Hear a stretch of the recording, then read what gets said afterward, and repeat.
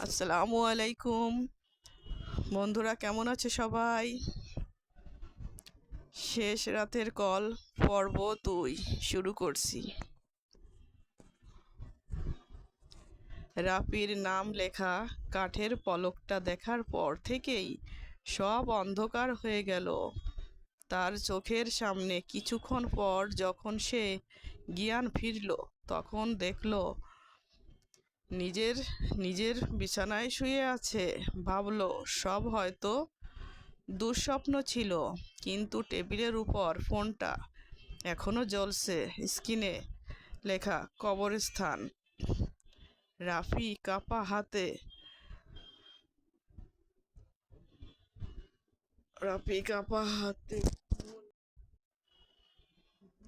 Play করলো। ওপার থেকে শোনা গেল সেই একই মেয়ের গলা।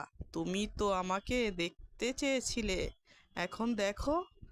হঠাৎ ফোনের স্ক্রিনে একটা ছায়া দেখা গেল, ঠিক রাফির মতো, কিন্তু মুখটা বিস্তৃত, চোখ দুটো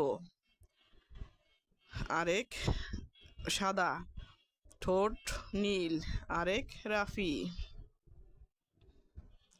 পরদিন সকালে রাফি গেল গ্রামের পুরনো কবরস্থানের পাশে একা এক বৃদ্ধ মোল্লার কাছে। বৃদ্ধ বলল, এই জায়গায় আগে এক মেয়ে ছিল, নাম ছিল রুহি।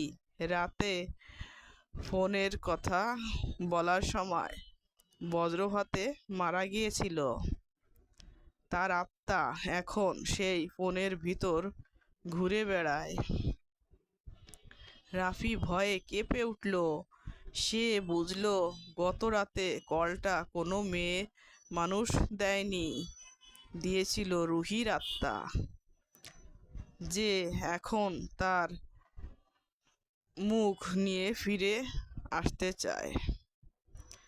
সেদিন রাতে রাফি ফোনটা ভেঙে ফেলল, কিন্তু ফোন ভাঙার পরও কল আসতে লাগলো।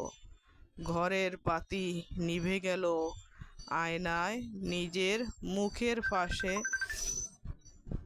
আবার দেখা গেল আর একটা মুখ।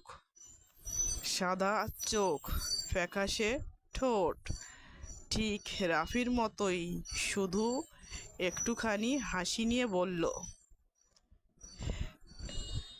এবার আমরা পালা। লোকজন রাফির ঘরে গেল। বিছানাটা খালি, কিন্তু ফোনটা